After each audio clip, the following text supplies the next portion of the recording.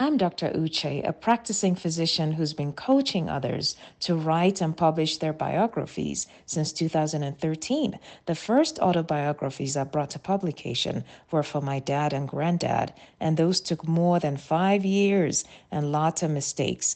On this channel, I will show you the tools I use to perfect the process so that you can have your biography done in 6 months or less without the delays and mistakes. Remember to subscribe and share with your friends. Let's dig in. So, I often talk about the power of your story for your family, for your immediate sort of circle of family and friends, people who know you. Yes, there are people out there who can write on a broader scale. Maybe you have some standing in your city, state, country. Of course, there's celebrities out there. But I mostly serve people who, quite frankly, just want to write for their families. But yet, I want you to know that even if you're writing for your family, your story has a little more power than you realize. What am I talking about? And here in this video, I'm going to delve into a little bit of history to show you how your story has more significance than you may have thought. Stay with me.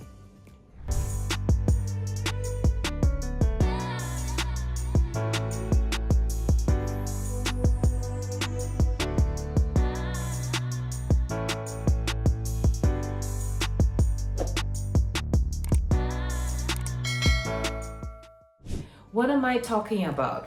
Well, let me tell you a little story. There was a time, let's talk about the US where I live. In the 1920s, there was a depression, okay, an economic depression, the Great Depression. A lot of people know about the Wall Street crash, where a lot of people lost a lot of their assets, stocks fell literally through the roof, and the whole country went into a huge era of depression. There was very little to eat, no jobs, very little money, a lot of suffering. You may not realize that there was a president at the time who had to find a way to dig the country out of that depression.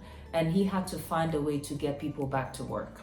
And a lot of what he did was to actually find ways to have people go and dig up and record history. Believe it or not, he sent a group of young people into the deep south at the time, and there were still individuals living who had survived slavery. I'm talking about the American slavery, okay? There were people living, and we needed to record their history of such a time. You have to record history. You have to refer to history in order for bad things to not happen again.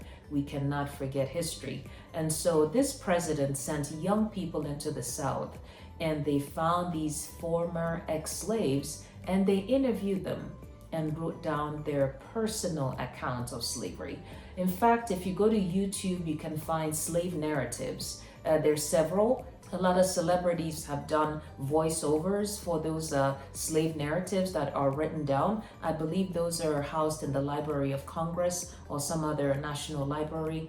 But Oprah Winfrey was one of those who did voiceovers for some of those narratives. And if you look in YouTube, you will find some of those videos. Why am I talking about this? I'm talking about how often we don't realize that our history is part of a worldwide recording of events at a particular time.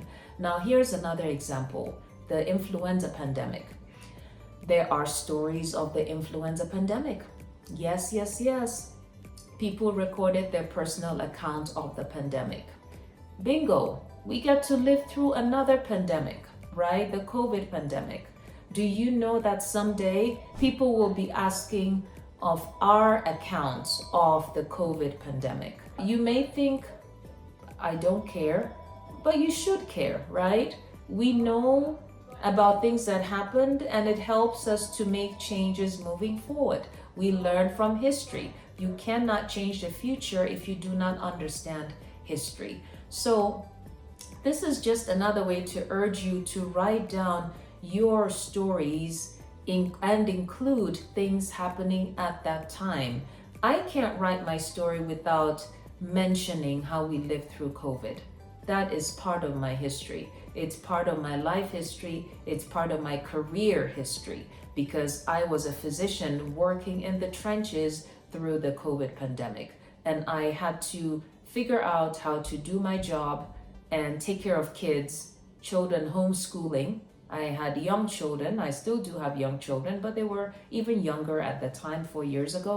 And I had to figure out how to keep them occupied and safe at home, how to keep their education going. My husband and I had to figure out various ways, and both of us working in healthcare, being in the so-called front line.